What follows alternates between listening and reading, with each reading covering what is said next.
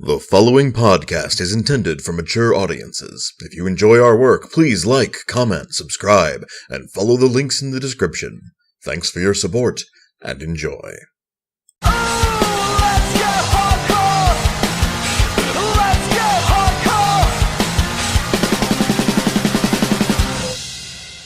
Greetings and salutations, listener. It is I, Eric J. Chucci, joined, as always, by my raid partner, The Boy.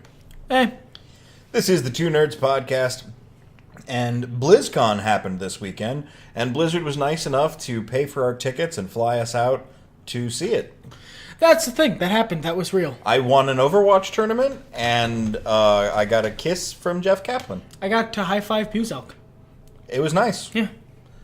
That's all fictitious. That clearly didn't happen. I read some stuff on Polygon and watched some YouTube videos. Same. Gosh, wouldn't it be nice, though? So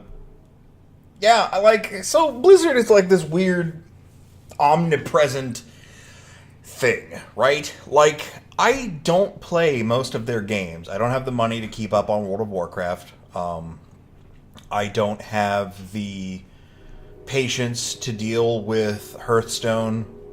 I don't like StarCraft. And I don't like Heroes of the Storm.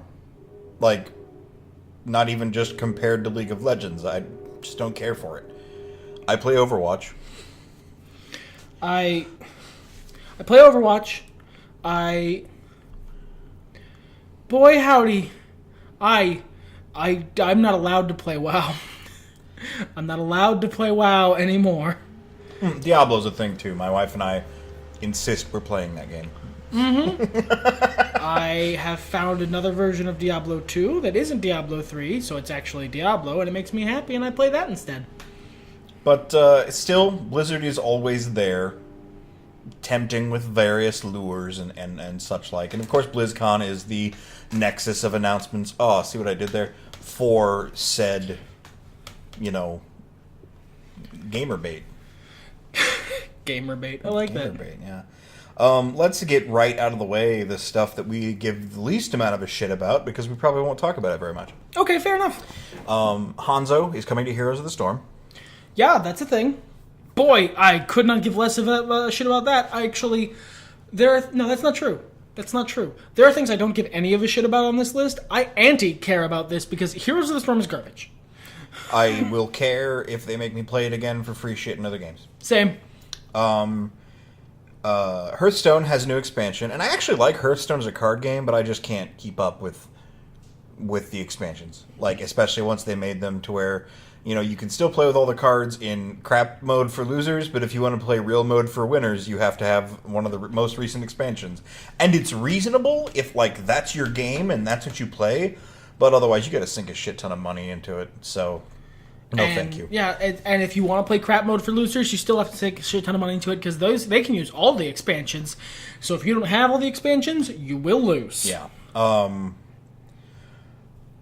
But I kind of figured this was going to happen at some point anyway. It's a card game that had popularity. It's a CCG. Yeah. This is what CCGs do. Digital or IRL, this is what collectible card games do. At least it's not taking up space on my shelf. Right. But they are getting Kobolds and Caverns as an expansion. I gotta approve of the name. It's cheeky. I like it. Yeah. I've never, nor will I ever really, probably play Hearthstone, so I don't care. I don't even really care that much about Kobolds in WoW, so... Meh. And the last announcement is that StarCraft 2 is going free-to-play. I thought it already was. Parts of it were. Apparently the rest is going free to play. I played StarCraft 2 for a little bit. The game shit-talked me during the training.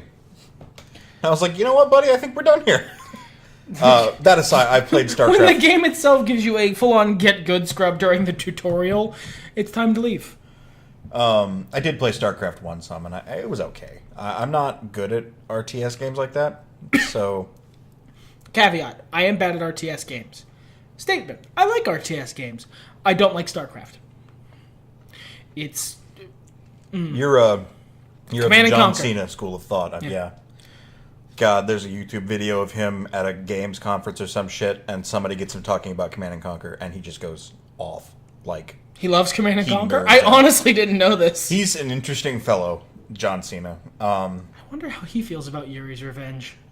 If I ever get the opportunity to interview John Cena, I'm gonna ask him. He might mention it in the interview I watched, actually. And it might be out there on the internet somewhere. So I'm gonna look that shit up after the podcast. But, so for people out there who like StarCraft and Hearthstone and Heroes of the Storm, that's all really neato news, I'm sure. Yeah, good for you guys. There's a million good things on Earth. I'm not in a place in my life where I can get mad about someone liking a thing I don't like. Sure. Good for you. I'm glad you like the thing. Have fun. One of the things I liked that they announced was some new content for Overwatch. Yes, I actually got a list of the new skins, like an actual hard list. That we know so far. They said there's going to be more shit coming out. So none of this is supposed to come out until 2018. So, I mean, that's not surprising because it's all in the PTR. It's all in the, the beta realm right now. But it was attached to some other stuff that was also really cool. But the nice thing about the skins and shit that they're dropping are they're just new skins. Yeah, they're not event-driven. Right. So they will be in the regular loot boxes from here on out once they're actually dropped. And there's a new map that's not an event map. Yep. It's just going to go into regular rotation, I guess, maybe. And Blizzard World. It's the Disneyland of Blizzard games. Which is super fun. Yeah, it's really like hypercolor and shit compared to... Not that, like, Overwatch is grim or anything, but, like, it's even more hypercolor somehow. It crosses the line into the over-the-topness of your, brain. Of, like, Hearthstone. Yeah, it's cartoony. Or HOTS. But, the skin's announced, and it would be super cool if I put up images of them, but we all know I'm not going to. That's not going to happen. They got Immortal Orisa. She's very Egyptian-themed. We've got Magni Bronzebeard Torbjorn. Which is just an excellent skin for Torbjorn. Yeah, that's good. That's good. We've got Nova Widowmaker. So, which, yeah, that makes sense. Sure. That should make sense. It's a nice skin, too. Yeah, it is. Widowmaker, I don't feel has like a lot of really good skins. Speaking of not a lot of good skins. I tried so hard to get the 80s skin for Zarya. That's the only one I really wanted. The Zenyatta skin would have been cool too, speaks to my heart and everything, but Zenyatta has a lot of good skins. Whereas Zarya only has the one good skin, and it's the 80s skin. But in 2018, she's getting a second one, and it's not event tied, so you'll get it eventually. Yeah, it's the Diablo Barbarian. And it looks sick. So sick It looks looking. sick as fuck. I don't even like Zarya, but her having a good skin would help. I like Blackhand Doomfist. I think he just looks fucking awesome.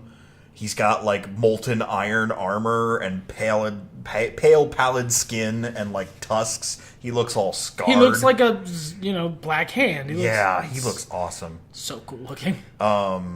We have Butcher Roadhog, which whatever. I mean, it's if you like the Butcher, you're I mean, it fits Roadhog with his hook and his fucking shotgun and.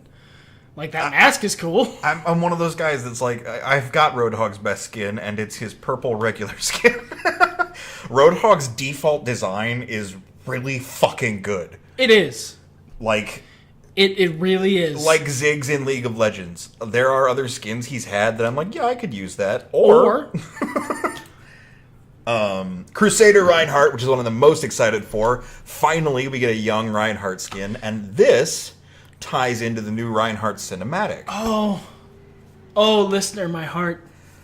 The new Reinhardt cinematic is when he watched the new Eric here. He watched the new Reinhardt cinematic. He saw something else we'll be talking about here in a moment, and he said, "Who at Blizzard owes you a favor?"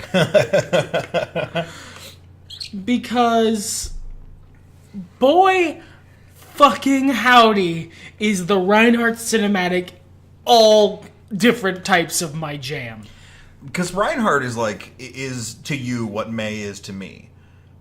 He's a character that not only that you really like as a character, but you really like playing him and you're good at him. Which is just, that doesn't happen often. It's like him and Symmetra in that game. And in terms of liking them as a character, him more so. Yeah, because Symmetra's, very withdrawn. And a little... like lying to herself and stuff. She's a very complicated character. I love her. They all are. Yeah. But like, I like Reinhardt more as a character because he speaks to the tropes I love in storytelling more. I don't think there's a weak character on that roster. Oh God, no. In terms of storytelling, I think Orisa. I think Orisa has some weakness, but I think that she'll flesh out later. That's true. There's lots of potential. But all the Overwatch cinematics are great. Like there hasn't been a bad one yet. No. And this one, it is of all of them, it and the 76 one are my absolute jam. I like Sombra's. I can understand why that speaks to what you like in storytelling a little more. Yeah, I like that she's playing both sides against the middle, and just Colonel Baldrick and just there's so much, and I'm not going to go into detail because it's not long. Watch it. Yeah. It's really good. But there's so much in there that informs Reinhardt's character now that you get bonus happiness out of it if you're somebody who's played Reinhardt a lot. Yes, and I'm someone who's played Reinhardt a lot. But yeah, the skin, he's got a little goatee, he's young. If you've seen some of his posters and stuff in it looks like those. Yeah. And he just every part of it. I love that cinematic so much. It's good shit. We also get Eco Point May from Actually, I think that might be my favorite cinematic, but it's the skin she wore at the end of it. She's got the cobbled together, I'm gonna have to science the heck out of this freeze blaster with the whipped cream canister. Just all sorts of excellent. I love that. That again is another great thing. And then we need to talk about the new character for Overwatch. Yes, Moira, who's got the lightest. Is it Irish accent? It is an Irish accent, from what I can tell. I've listened to it a couple times. I might be wrong, and if so, feel free to correct me. But I believe it's an Irish accent. It's just a very, very light one. It's extremely light. It's mostly just in her really hard R's, and some of the way she phrases things. Yeah, and if she gets passionate, it drops a little more. But otherwise, it just sounds pretty bog standard English, which I think is interesting. Yeah, because it speaks about stuff to the character, which is nice. And again, this is a whole different section of what I like in fictional characters. They just sort of cobbled together and made me a thing. She is a healer assassin who doesn't have to aim, which is nice. Because I play on console and I'm bad at console shooters. Who heals and damages and has a little dash and is best when she's acting as a Harrier like Sombra or Tracer but doesn't have to aim. She's got this cool power she can use where she bounces balls around and they bounce and they last for a set amount of time and they either heal whoever of your teammates is nearby or you, or damage whatever enemies are nearby, and it's just fire and forget. It's super fun to watch. That's cool.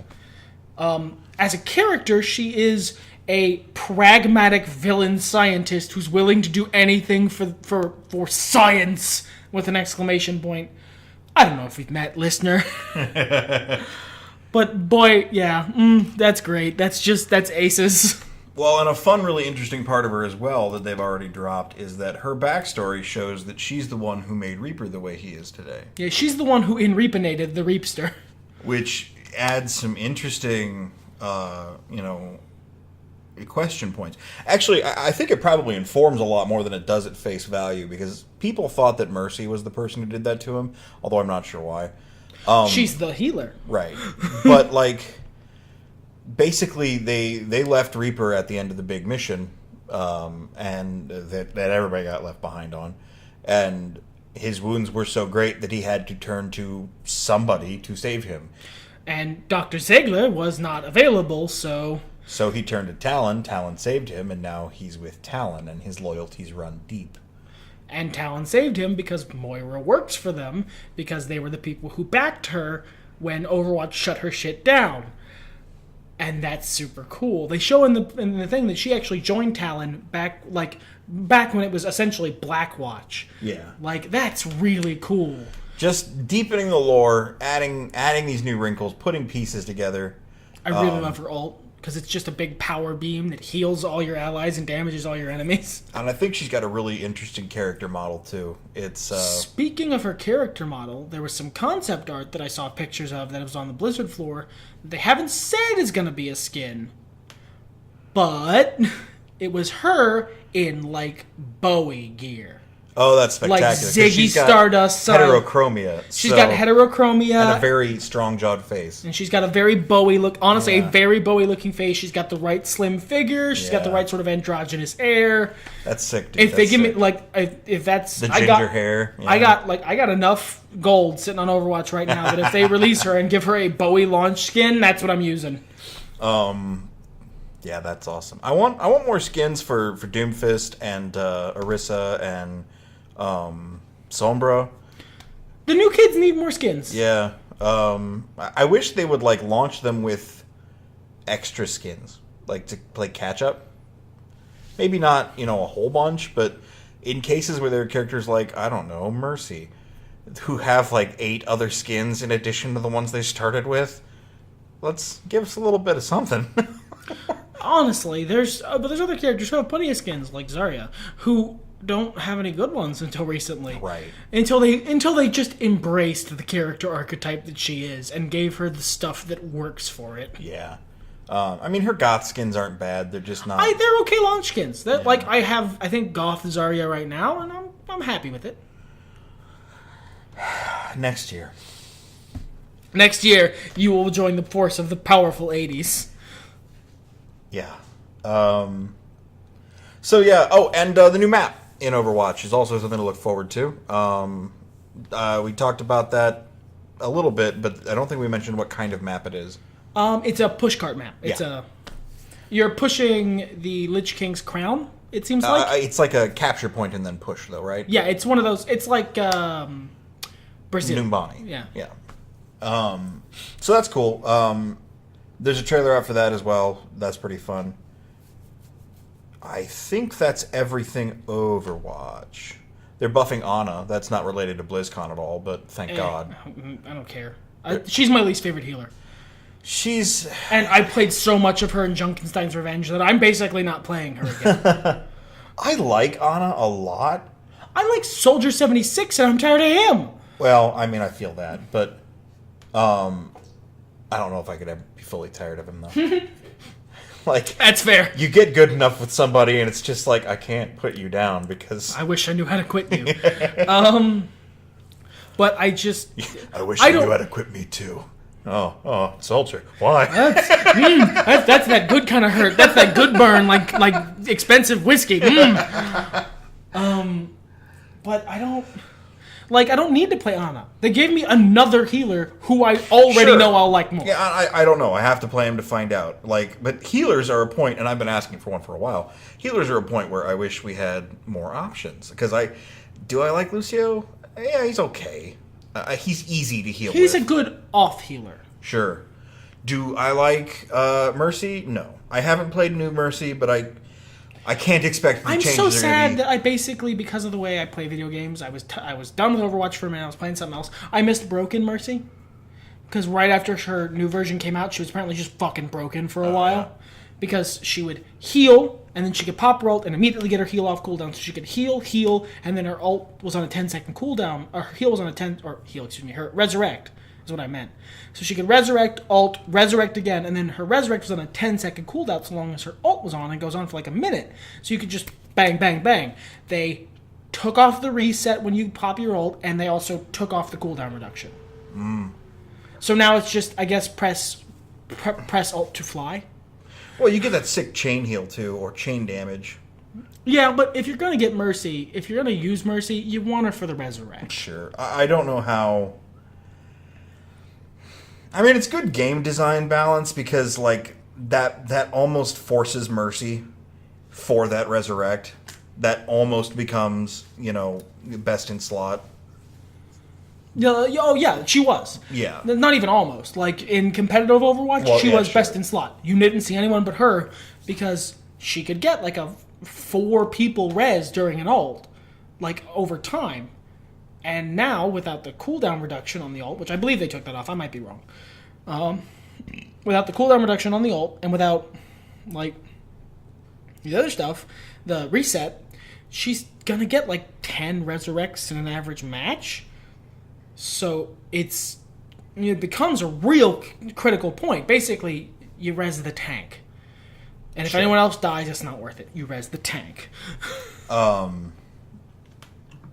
But yeah, I can't imagine that changes have made her somebody that's going to be, like, that I have to play. That is suddenly my main healer, And No, you don't like her gameplay, Luke. Not really. And I do. Zenyatta's cool, but he's not actually that good of a healer. He's an okay healer. He's about as good of a healer as Soldier, but more reliable. I tend to call him a mage because he's super squishy. He's a support hero. He's like Lucio. Yeah. He's a great healer. His ult is fantastic. His ult is phenomenal. His ult is a fantastic heal. His sustain heal is okay. He's mostly a support because he's useful for the debuff and the absurd damage he can do. Yeah. A well-played Zenyatta will put out gold damage pretty much every match. Will out-damage the Soldier or the McCree or the Genji. And if I could get good enough with him, I think I could be on that, putting out gold damage level. But he's so damn squishy. Yeah, but it's mostly shield, so you can be a little risky. Sure, yeah, you can, but then hide for a little while. There's a balance to it, but he's definitely not my best. Ana is a little bit different. Ana can self-heal, and she's got those healing nerfing And she's things. got a really reliable escape plan with her sleep dart. And which none of the other healers have. Mercy has one if someone will be like, do the Sarah McLachlan routine and leave you in the arms of an angel, guess what? You're gonna die. Again, Zenyatta's just a sitting duck. He doesn't even move fast. No, he doesn't.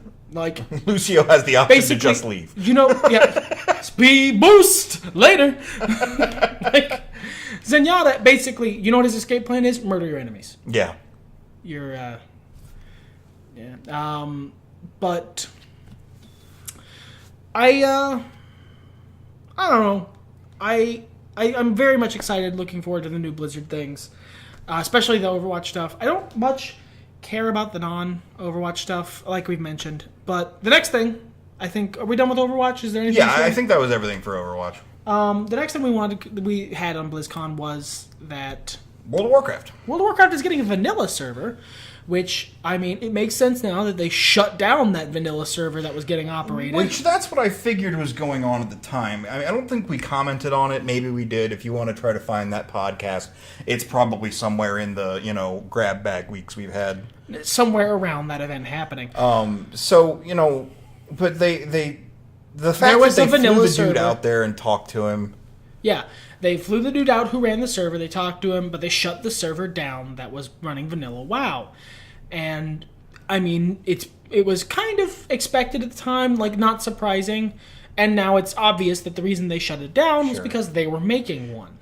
There was a lot of different crowd response. Like, oh yeah, some people were mad. Some people just thought they were just being mean. Some people thought they just were trying to make sure everyone only played their vision. And, like, I mean, ridiculous shit, but, like, this is what people get up to on the internet. I'm not hugely excited because I never really played vanilla. I played vanilla for like an hour. I've never played vanilla. I don't care. I played it for like an hour, like right after it launched. I know some people who are going to be pretty psyched about this. Yes, same. I know. There's at least a couple people I know who are going to be jazzed. So, and I'm happy for them. I'm also pretty curious about the actual expansion. I didn't give much of a shit about the last one. The last one was, what, the Legion again? Yeah, yes. It was Legion and again. They added that new class that was like a prestige class for only elves. Where you're like a demon hunter, I believe is what it was called. Demon hunter, that was it, yeah. They got like super jumps or some shit. I don't know. I didn't care. But this one, they're back to, it's fight time. Yeah. They got some new races. Well, they're like sub-races, and I think that's interesting. Yeah, but like, they're sub-races, but some of them don't have the same allegiance as the main race they're attached to. Sure, and they've got some of them have different classes available.